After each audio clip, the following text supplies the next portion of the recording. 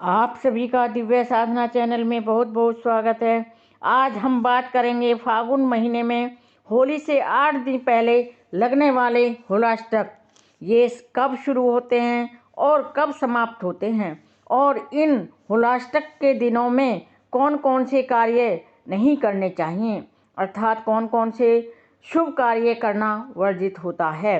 Video शुरू करने से पहले आप सभी से मेरी प्रार्थना है कि आप मेरे वीडियो को लाइक, शेयर, सब्सक्राइब अवश्य करें और बेल आइकन भी प्रेस करें, जिससे मेरे सभी नोटिफिकेशन आपको मिलते रहें।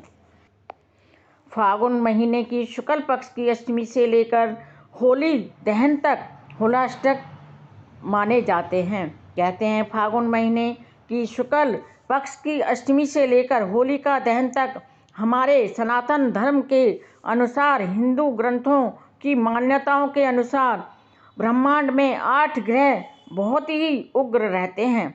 उग्र रहने वाले ग्रह हैं सूर्य, चंद्रमा, गुरु, शनि, शुक्र, बुध, मंगल और राहु शामिल माने जाते हैं। ऐसा माना जाता है इन दिनों में शुभ कार्यों को करने पर इन उग्र ग्रहों की नकारात्मक ऊर्जा का प्रभाव पड़ता है।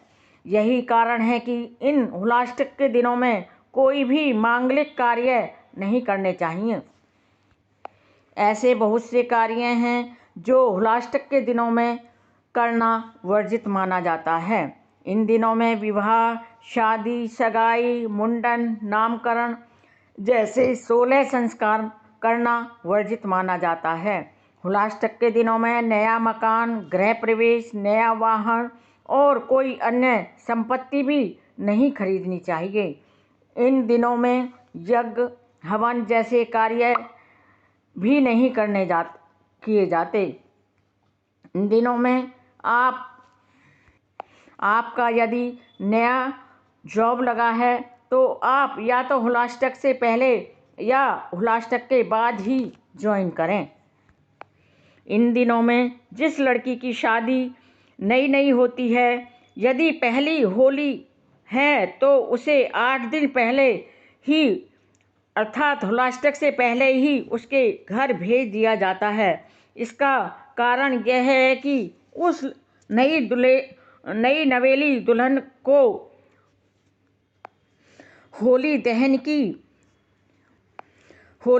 की झलक ना देख सके, और वह जब तक अपने घर पर रहती है वह रंग के त्योहार के बाद ही अपनी ससुराल को जाती है।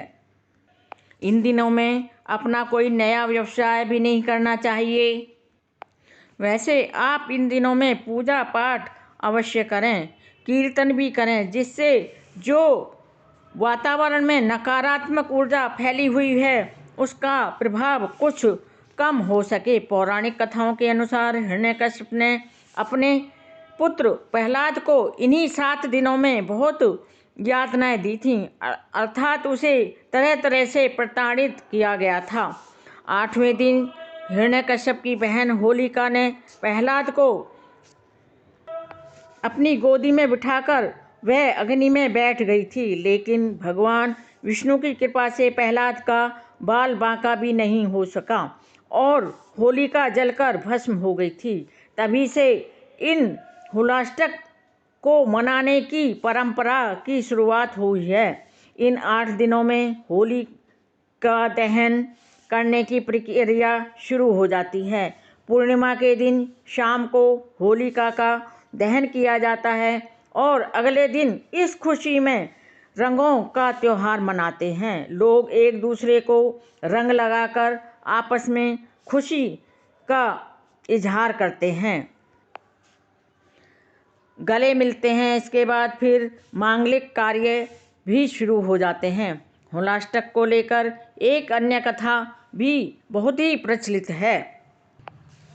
कहते हैं भगवान भोले शंकर ने होलाष्टक के दिनों में ही कामदेव को भस्म कर दिया था।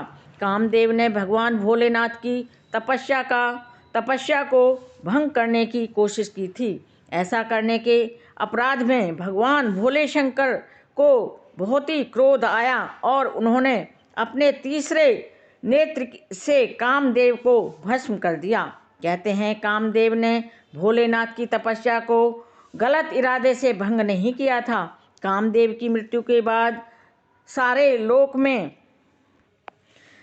लोकों में शोक में डूब गए थे। फिर कामदेव की पत्नी ने भोलेनाथ से विनती की और उनकी तपस्या की। जब भोलेनाथ उसकी तपस्या से प्रसन्न हो गए तो उन्होंने कामदेव की पत्नी रति से वरदान मांगने के लिए कहा। तो रति ने अपने पति को जीवित करने के लिए कहा। भोलेनाथ ने उसके पति को अर्थात कामदेव को फिर से जीवित कर दिया, अर्थात पुनर्जीवित कर दिया। अब हम जानेंगे कि 2023 में फागुन महीने में होलाष्टक कब शुरू हो रहे हैं और कब समाप्त हो रहे हैं। तो अब आपको मैं बताऊंगी होलाष्टक की शुरुआत कब होगी। दिनांक 27 फरवरी 2023, दिन होगा सोमवार। समाप्ति दिनांक होगी 7 मार्च 2023 और दिन मंगलवार को। यह थी मेरी होलाष्टक के बारे में संपूर्ण जानकारी। मेरे वीडियो में अंत तक बने रहने के लिए आप सभी का कोटि कोटि धन्यवाद। नमस्कार।